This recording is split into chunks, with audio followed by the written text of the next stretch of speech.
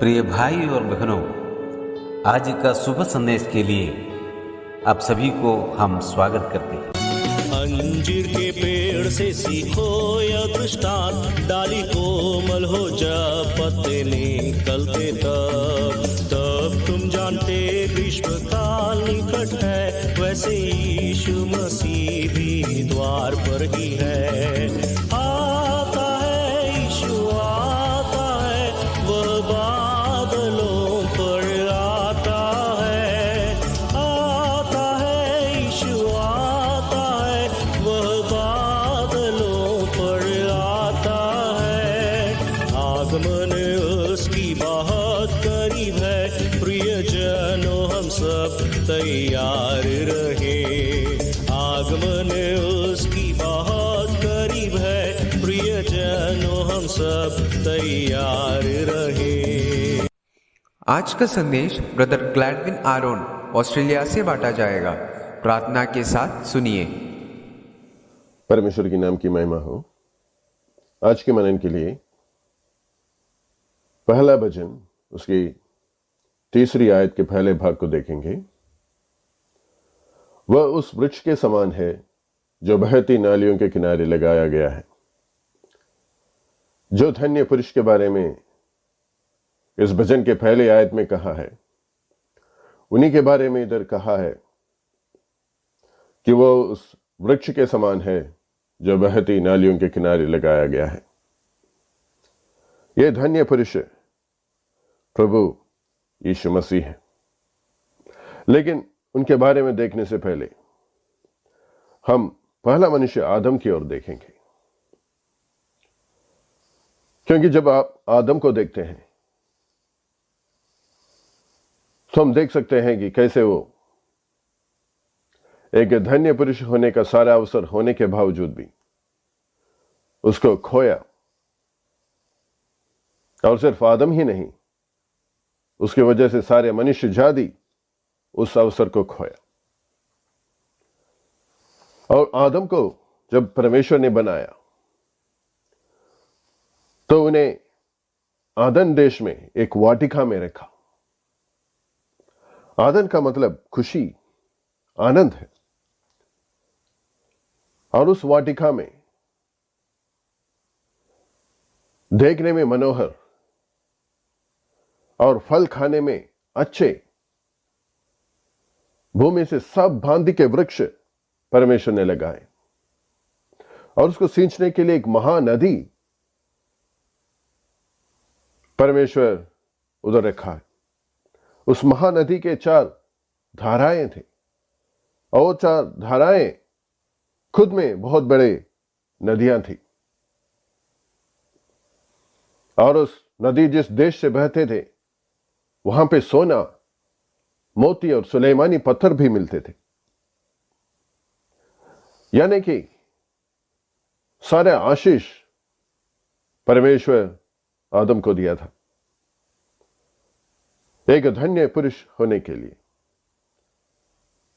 एक ऐसा व्यक्ति जो बहती नालियों के किनारे लगाया वृक्ष के समान होने के लिए आत्मिक, मानसिक और शारीरिक आशीष और बढ़ोतरी पाने के लिए सारा अवसर आदम के पास था। लेकिन उसके बावजूद भी और परमेश्वर के आज्ञा को थोड़ा पाप किया, परमेश्वर से दूर, और उस वाटिका से बाहर चला गया। कितनी बड़ी दुख की बात है।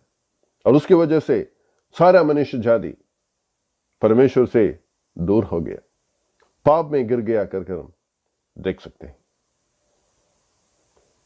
अब जब हम धन्य पुरुष प्रभु यीशु मसीह के बारे में देखते हैं तो उनके जन्म से पहले ही यशायाह नबी उनके बारे में ऐसा कहता है कि वो एक अंकुर की नाई और ऐसे जड़ के समान उगा जो निर्जल भूमि में फूट निकले। बहती नालियों के किनारे लगाएगा, वृक्ष की तरह नहीं, बल्कि निर्जल भूमि में फूट निकलने वाले जड़ के समान प्रभु यीशु मसीह को बताया गया है। हां, प्रभु यीशु मसीह जब इस दुनिया में आए तो उनका अवस्था ऐसा ही था। वो बेथलेहम में जन्म हुआ, जिसके बारे में मीका नबी ऐसा कहता है कि हे बेथलेहम एफ्राता, यदि तू ऐसा छोटा है कि यहूदा के हजारों में गिना नहीं जाता, तो भी तुझ में से मेरे लिए एक पुरुष निकलेगा जो इस्राएलियों में प्रभुता करने वाला होगा। यानी कि यहूदा के हजारों में गिना नहीं जाने वाला एक छोटा सा शहर में उनका जन्म हुआ, और वो भी एक महल में नहीं, एक घर में भी नहीं, बल्कि उनका जन्म होने के बाद उन्हें एक छरनी में रखा कर कर्म पड़ते हैं। छरनी में जन्म लेने वाला एक व्यक्ति होकर वो इस दुनिया में आया, और जब वो बड़ा हुआ तो गलील के नासरत जगह में वो बड़ा हुआ। और उसके बारे में नथनएल नाम का व्यक्ति कहता है कि क्या कोई अच्छी वस्तु भी नासरत से निकल सकती है। एक अच्छी वस्तु निकलने का कोई उम्मीद न रखने वाला एक जगह से वो आया, वहां पे वो बड़ा हुआ। और जिस नदी के साथ उनको हम जोड़ सकते हैं वो यॉर्दान की नदी है, और उस नदी में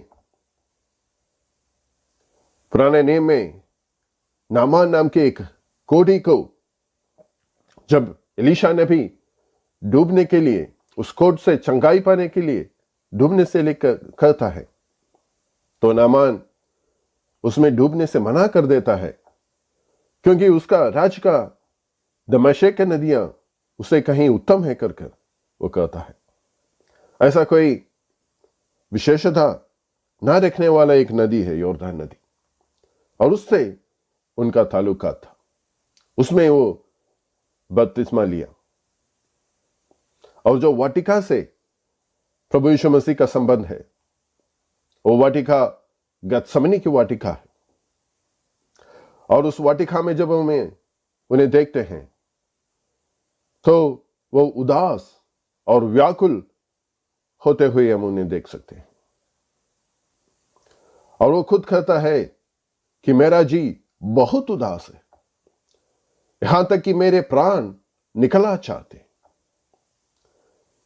बड़ी दुख की अवस्था से उस वाटिका में वो गुजरा। आदम खुशी के वाटिका में था, प्रभु यीशु मसीह गतसमनी के दुख के वाटिका में था।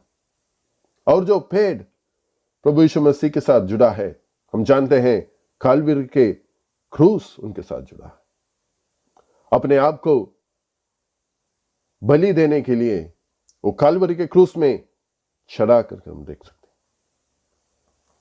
दो डाकुओं के बीच एक बड़े डाकू के समान, आकाश और पृथ्वी के बीच में, परमेश्वर और मनुष्य के बीच में एक बिछुआई होकर अपने आप को उस पेड़ पर वो बलि दिया। कितना बड़ा अंदर आदम और प्रभु यीशु मसीह में देख सकते हैं। लेकिन उनके